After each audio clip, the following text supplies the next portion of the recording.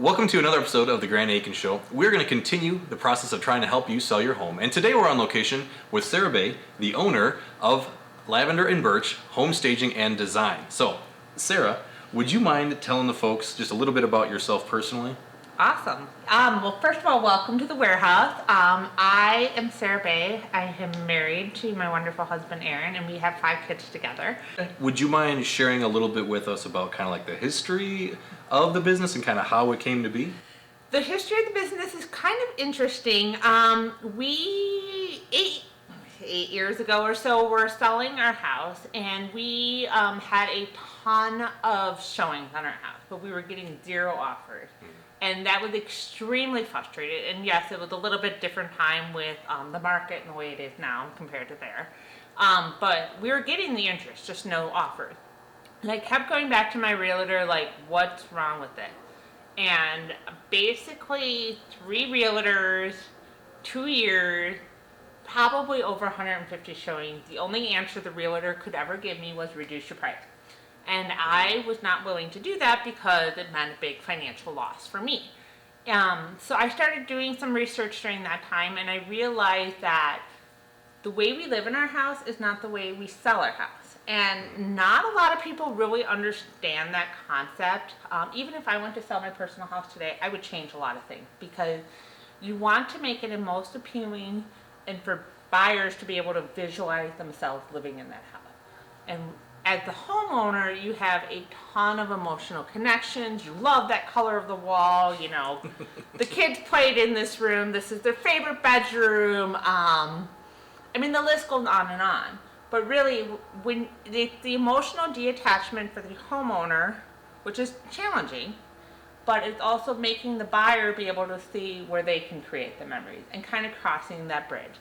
So at that time I did a lot of research, loved the concept, but home staging wasn't what it is today. Okay.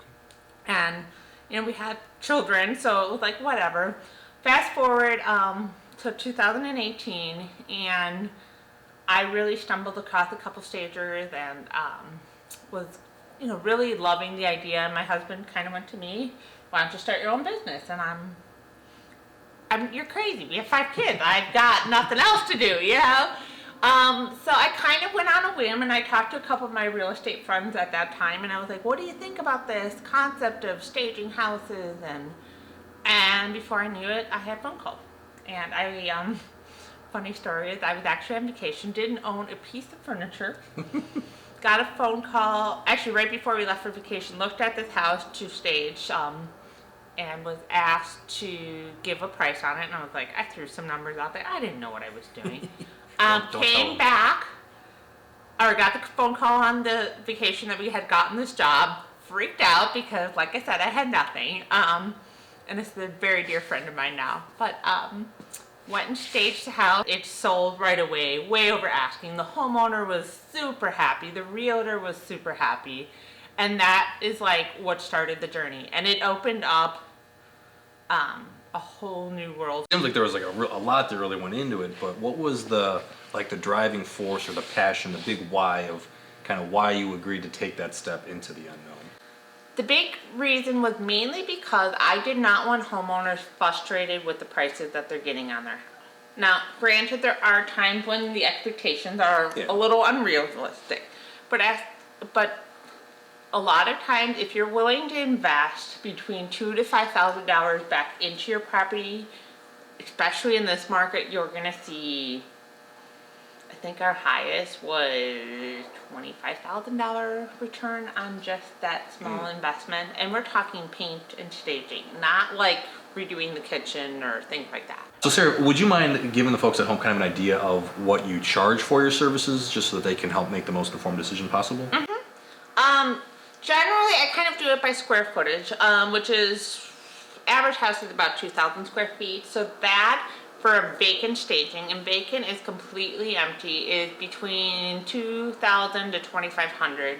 And it also sometimes depends a little bit, like if we're talking, you know, $200,000 property or a $500,000 property on the lake. You know, I bring different furniture and different levels, kind of, and I guess one of the big things that I pride myself on greatly is this warehouse in the sense of not every stage will have the same two pieces or same set of furniture. Nice. I really customize to each house. That's really cool. And so I keep this warehouse, which is about 2,200 square feet right now, and we're bursting at the seam.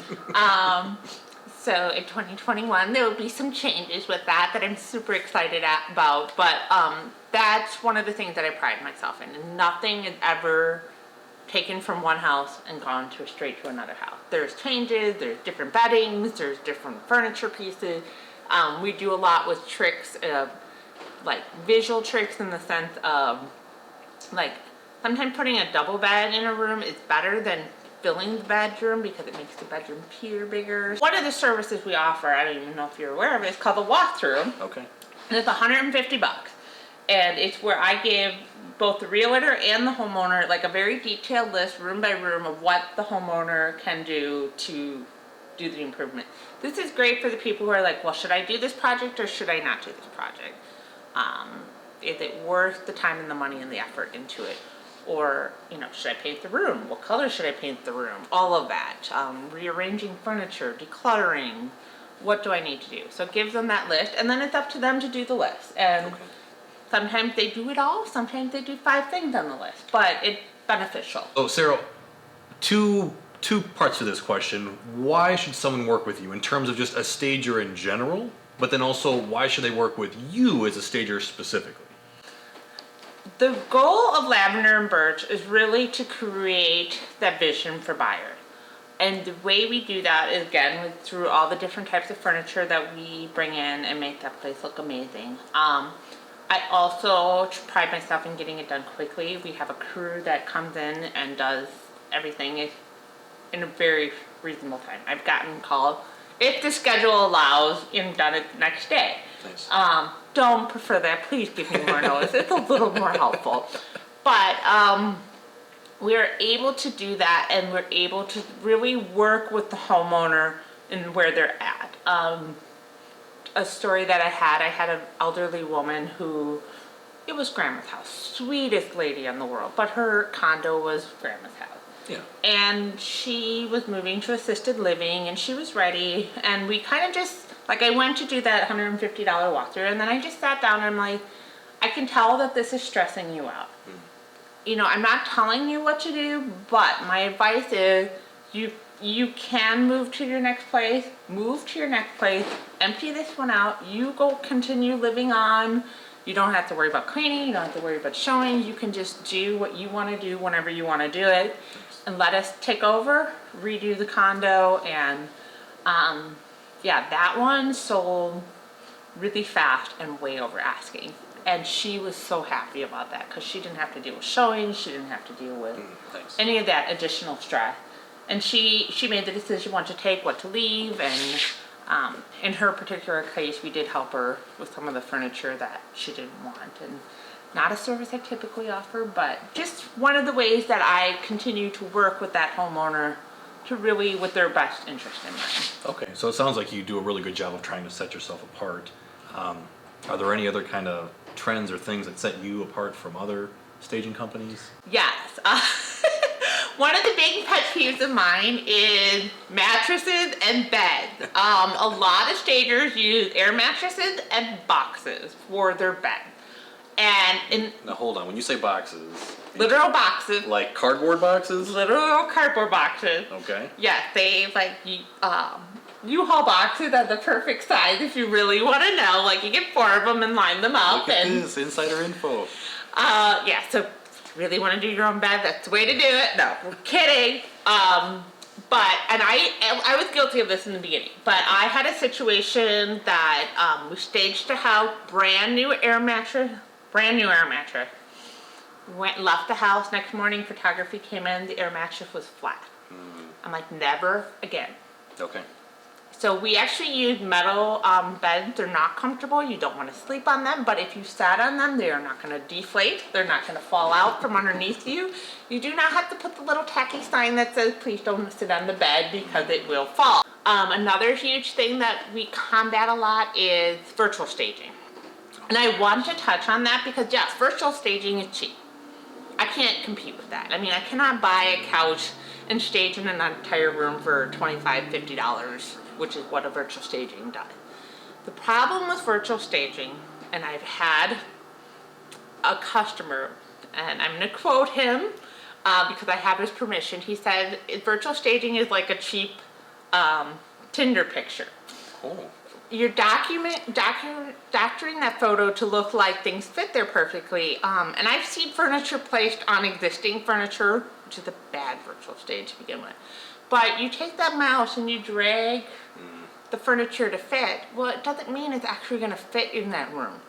Plus, when that buyer goes into that room, it's still a big empty room. Yeah. And that's the most important piece, is they need to make that connection with that house to make that offer.